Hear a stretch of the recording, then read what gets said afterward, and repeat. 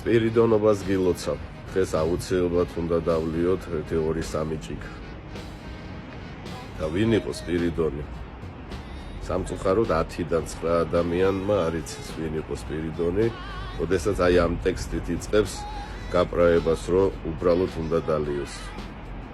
მეგობრებო, ალკოჰოლიზმი და ზოგადად ალკოჰოლი ყველაზე გაპრაებული ნარკოტიკი არის საქართველოშიც და მსოფლიოშიც. სამწუხაროდ ყველაზე საშიში ნარკოტიკია, რომელსაც არ აღიარებს საზოგადოება, უბრალოდ აპრაებს როგორც ტრადიცია, ღვინის ქვეყანა ვართ. ძალიან კარგია მეგობრებო და მეც ვიცი ღვინის ქვეყანა რო ვარ, ძალიან დიდი ისტორია გვაქვს. ქვევრი რამდენიმე 1000 წლის უკანდელი ქვევრებიც არის აღმოჩენილი. მაგრამ რამდენიმე დღის უკან დეტოქსზე ვიყავი, სადაც ალკოჰოლიზმისგან ადამიანები იტანჯებიან. ახალგაზრდა ბიჭები, ახალგაზრდა გოგოები, მათ შორის დასრული მამაკაცებიც და ასე შემდეგ. შესაბამისად, ტრადიცია რაც გვაქვს ქვეყანაში ძალიან მაგარია, ძალიან ლამაზი ცეკვები გვაქვს, სუხიშვილები, ერისიონი, ქართული ცეკვები, ქართული სიმღერები. მაგრამ ხორტიცა და რედბულის ერთად დალევა, ან თუნდაც ნებისმიერი ღვინის დალევა ყანწით, ეს არ არის ტრადიცია. ამით ადამიანები იტანჯებიან, ამით ოჯახები იტანჯებიან, ამით მეუღლეები იტანჯებიან, შვილები.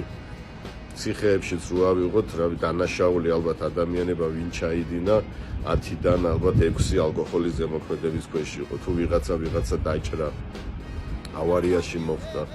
მოკლედ ალკოჰოლი საერთოდ არ არის რაღაც ღვთაებრივი სითხე. თუ ეგრე ღვთაებაზე და რელიგიაზე საუბრობთ, ეშმაკის სითხე უფრო არის ხიზელ ადამიანს შეხედეთ და იგივე ადამიანს შეხედეთ. რავი 10-12 ჭიქა ღვინის შემდეგ როგორ ადამიანად იქცევა, ხო? საერთოდ კონტროლს კარგავს თავის ქცევაზე, რაღაც სიტყვებზე, მოქმედებებზე და ასე შემდეგ. მაგრამ მინდა დავამატო, ეგ ყველას არ ეხება. ვისაც შეუძლია გააკონტროლოს, დალიოს 2 ჭიქა, 3 ჭიქა, თუნდაც 10 ჭიქა თვეში ერთხელ, ორჯერ, ესეთ ადამიანებზე არ ვსაუბრობ. მე ვსაუბრობ ადამიანებს, რომლებიც ყოველდღე სვამენ. მინიმუმ ლუდს მაინც სვამენ ყოველდღე და შემდეგ უკვე ამით იტანჯებიან. ამიტომ მეგობრებო, ალკოჰოლი ჩვეულებრივი ნარკოტიკია და უბრალოდ გიორგობა, სპირიდონობა, აღდგომა, ეგ უბრალოდ მიზეზებია იმისთვის, რომ დავლიო. სულ რო საერთოდ გაუქმდეს სადღესასწაულო კალენდარი, დამიჯერე ალკოჰოლ დამოკიდებული ადამიანი ყოველთვის იპოვის მიზეზებს იმისთვის, რომ დალიოს. მადლობა.